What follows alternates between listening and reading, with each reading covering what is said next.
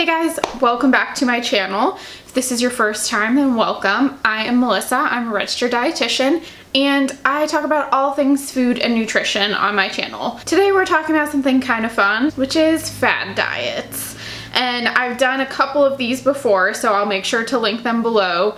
But I like to just kind of examine fad diets from more of a science perspective to see if there's actually any science to back these up and see if I would recommend them to you or to patients or what have you. So today we're talking about one that's a little bit different. It's a little more out there.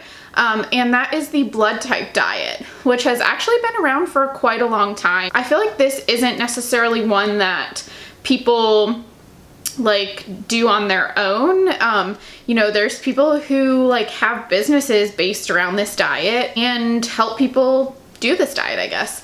So today we are talking about the blood type diet, and without further ado, let's get into it. So the blood type diet was started by Dr. Peter Dietitian. I don't know if I'm saying that right, but he is a naturopathic physician, and he started the diet back in 1996 when he wrote a book about this so-called blood type diet. So the basis of the diet is that you can tell which foods are best for your body by your blood type. So each blood type has foods that work best for that individual's body because of genetic traits and what these people's ancestors ate based on blood type.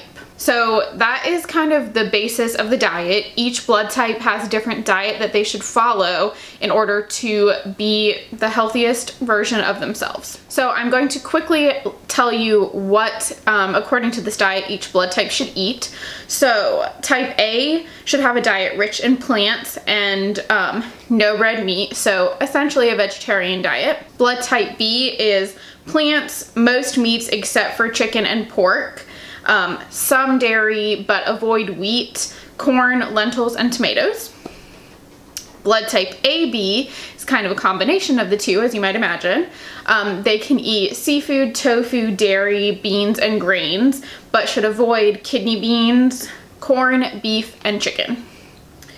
And blood type O is kind of a paleo diet, so they should be high protein diet, lots of meat including fish and poultry, some fruits and vegetables, but they should limit grains, legumes, and dairy. So one of the main premises of why this works is because in our bodies there are things called lectins. So these are proteins that bind sugar molecules and in turn create clumping of red blood cells and can be disruptive to the gut. So the theory is that you have different lectins for different blood types. So therefore, someone with type A blood might have lectins that bind to red meat, whereas someone with type O doesn't. So they might disrupt the gut of people with type A, but not with type O. The problem is that this has only really been proven in a couple of uncooked legumes.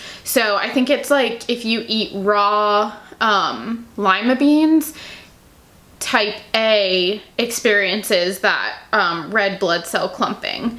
But that's really the only thing that has been proven about these lectins in terms of how it differs by blood type. And also not that many people are eating raw dry legumes where it's that big of an issue, I feel like. So let's talk about the science. So in 2013, there was a review of over 1,000 different studies about this diet, and there was not a single well-designed study that showed that this diet worked or had any scientific backing. There was one study where they tested the type A diet, and there was good results. People felt better on the diet, felt healthier, but everyone on the diet felt better, not just people with type A blood. So according to science, there is nothing to back up this diet. There's no well-designed studies that have shown that this diet in any way works. In reality, all of the different diets for the different blood types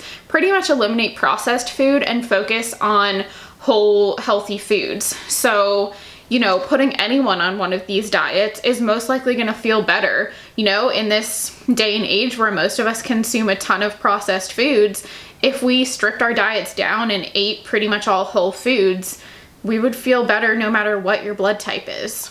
So in conclusion, would I recommend the blood type diet? No. As of right now, there's no scientific backing to show that this diet works at all. As I said, in reality, every single one of those different blood types, the diet is based on whole foods and pretty much eliminates processed foods. So you might try this diet and find that it works for you, but that's because you're just eating healthier. It's not based on your blood type. So, I mean, this diet is definitely not dangerous. It's not severely restrictive or anything crazy, but it's really just a whole food based diet that anyone is gonna benefit from, no matter what your blood type is. So just do that rather than paying someone a bunch of money to tell you what to eat for your blood type.